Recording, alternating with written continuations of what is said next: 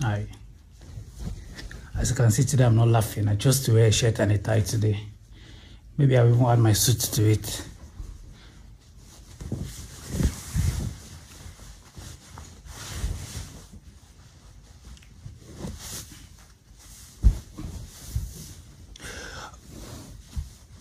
Yeah, the topic today is very serious. I've done a teaching like this before now, titled Population, Infrastructure, and Economic Survival. Yeah, it's on my podcast. So I want to do something in the same light today. Excuse me. I also did a podcast, the primary drivers of real estate, where I talked about population and urbanization. When we say primary drivers in the Nigerian property market, we mean the things that spike, the things that cause a spike in demand and supply for real estate products.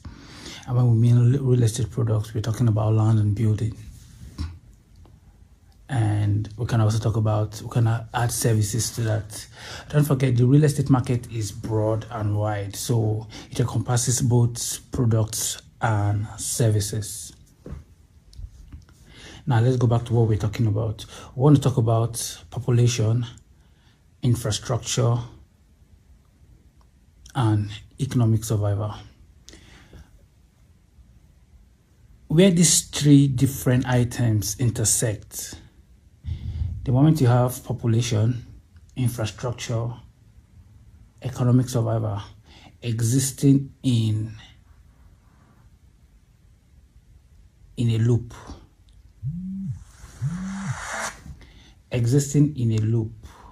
you have a potential real estate market, a real estate market that is so viable, a real estate market that has potential beyond one's thinking. Let's talk about infrastructure. When we say infrastructure, we mean things that make living easy. We can have transport infrastructure like roads, seaports, airports. We have security infrastructure, things that make people feel safe within a neighborhood. We have education, schools, availability of schools. We have healthcare, availability of hospitals within a location. You know, the principles of settlement have not really changed from what it is way back then during the beginning of human civilization. What I mean by settlement, what I mean by these principles of settlement is the reason why people choose to stay in a particular location have not really changed from the way our ancestors made choices with regards to location. You know, in the ancient time, what they were looking after with regards to making choices with where to settle were things like places that offered security from attack of neighboring clans, places that offered security from attacks from wild animals, places that offered opportunity as a fertile ground where they can farm, places that offer proximity to water source. So things have not really changed. That is why when a certain pastor was making a case with regards to why population should be higher down here in the south than up there in the north, which is not the case when it comes to Nigeria's population density, is the fact that people tend to live closer to where you have a large water body as against where you don't. So no matter the birth rate we claim is up north, it still doesn't account for the amount of population being attributed to the upper divide. And the last election proved that to be true. Because the moment you had the beavers, there was no way that you could come vote when you were not accredited. when you were not accredited. So let's go back to what we're talking about. So now, our fathers make choices with where to live based on closeness to water resources, based on security, based on where they could access fertile land, where they could farm easily and rear animals easily. And in as much as technology, in as much as we have advancement in technology, the principle still remains the same. When a client is looking for where to live, the client will ask questions like, how close is it to some landmarks? For Christians, they tend to, what is the next church around? I remember when I did an analysis for a woman, the woman had a special child, and the analysis was focused on special schools around the neighborhood. So what I did was I picked one of the special schools became my center point, and I did my analysis around that school, considering things like traffic, coming back from traffic, driving against traffic and the rest. So it's no wonder that Lagos has the highest population in Nigeria. It doesn't come as a wonder. It's obvious because of the level of infrastructure in Lagos. Those infrastructure brought about jobs, and then more persons had to come in to fit into those jobs. So it's more like a loop. You can't say one comes before the other. It's a continuum. It continues like that until something breaks it. Now we have the phenomenon of remote jobs. So people work from home. So invariably we'll have the phenomenon of urbanism, where people move from urban area to rural areas because the job they are coming to urban centers is now with them in the house, which is one of the blessings of one of the blessings of COVID-19. So now let's go back to our discussion. I grew up in Zamfara, Gusau Zamfara State to be precise, and one of the key things that brought about the increase in population in that state was the textile mill in that state, Zamfara Textile. Because of the textile, you had cotton farmers around the textile. So these cotton farmers were supplying cotton, which is the major raw material for the textile. So persons had to move from different states. I remember we had several persons from Kogi, specifically from the Ibra community, in living around us, living within our neighborhood. Most of them worked in that textile factory. We had things like the Switch factory, the Adala brothers. They were also supplying cotton raw material to the factory, to the textile.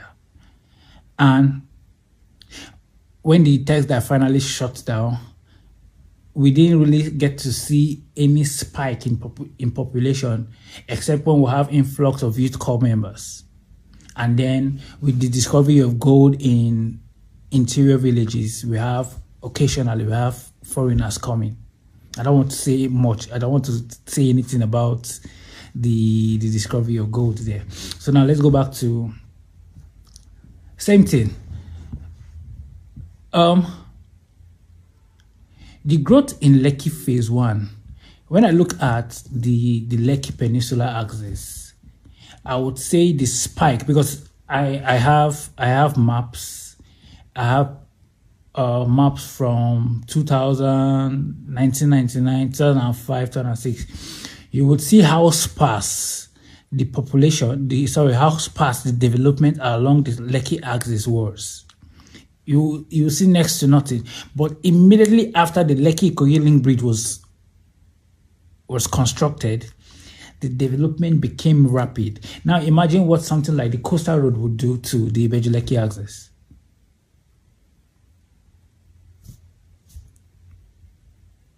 Now imagine what the rehabilitation of Lekki-Epe Expressway will also do to the Lekki axis. Let me use another area like, now you also have the Dangote refinery that came up. Rent around the Ibeju-Lekki axis now is going is going over the roof.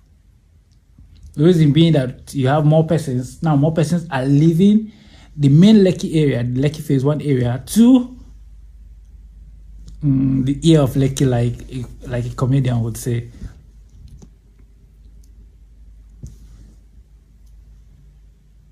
That is me talking about infrastructure. Recently, I discovered that a bridge is being built to connect the Shongo to the area to Omu Creek.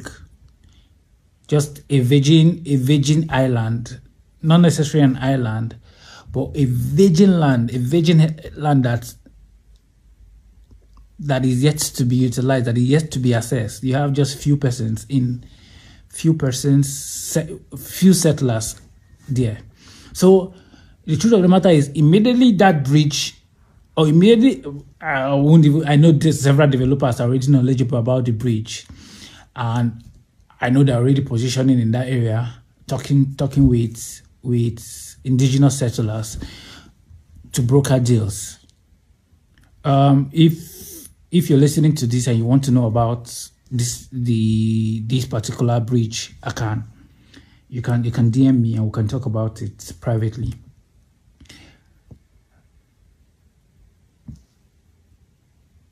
Now let's talk about. So now I've discussed how infrastructure and job drives population, and then with population also drives infrastructure. Population also drives job. How does population drive job?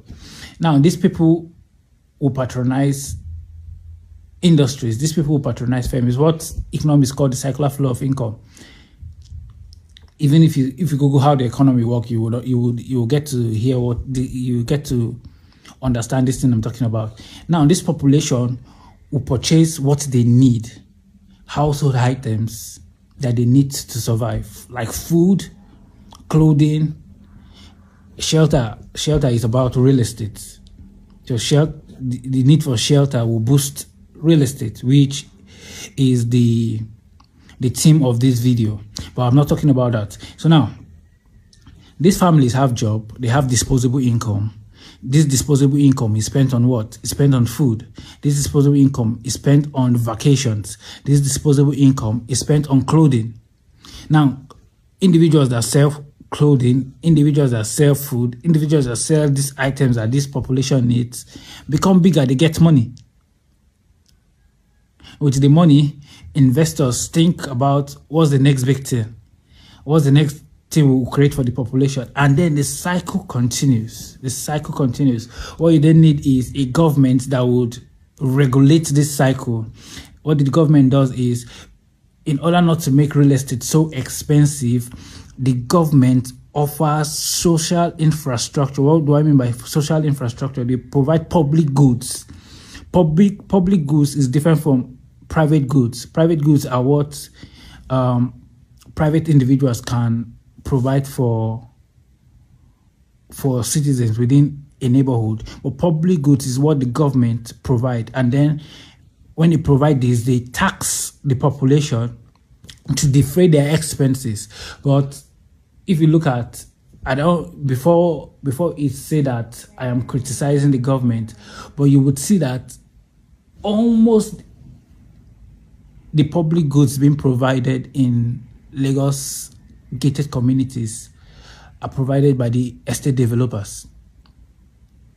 From Lekki Ekpe Expressway, these developers would create their own road to their own estate, increasing the cost, because this cost is definitely going to pass down to the patrons of this work.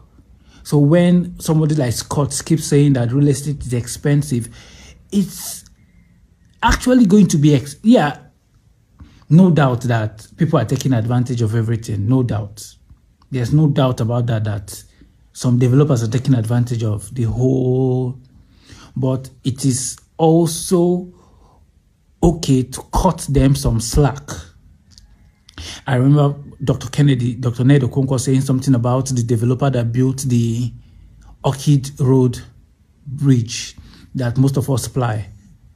Because I've taken that bridge several times, and I thought it was the government that constructed that bridge, not knowing that it was the first developer that went into that place to develop a project that actually constructed that bridge.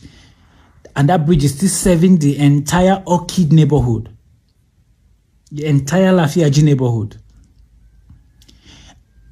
Who will defray that cost for the developer? And the developer is still going to pay tenement rates. He's still going to pay property tax. I'm not making a case for developers. No, I'm not making a case. But I'm just saying that if the government provide public goods, access road, bridges, electricity, drainages, developers won't have to provide that. Developers will just know that they will be making the occupiers, which is the case for Nigerian tenement law, but it's not actually the case because both occupants and landlords tend to share tenement rates.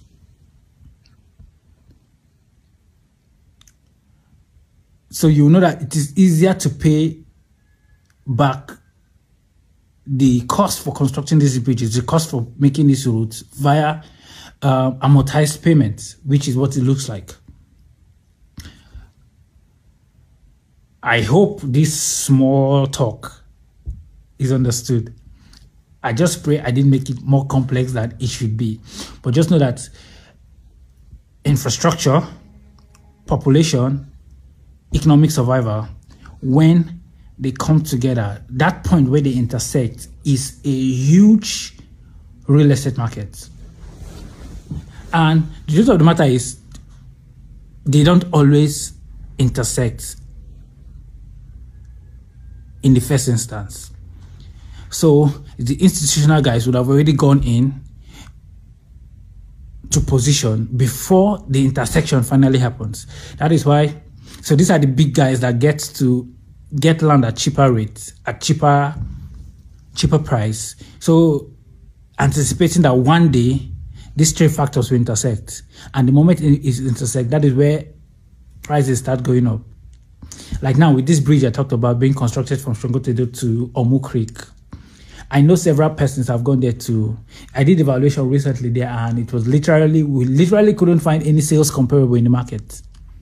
So we had to, because the place is also within the Ekpe local government area. So we literally just had to still dig deeper to see what were like the closest submarket, and then we got a comparable there. And if I tell you how much that is, you'll be shocked for a place that is close to an urban area. The moment a bridge is constructed to link that community, it's going to be a less than 10 minutes drive, a less than 5 minutes drive, and it's going for that price. While this other side is going for an so exorbitant price. So the video is almost, because I still have 1 minute for my trailer, 1 minute for my hook. So, and Instagram gave me 20 minutes. I don't want this to go beyond this. Thank you very much for listening. If you have any question, drop it in the comment section or DM me. I love you.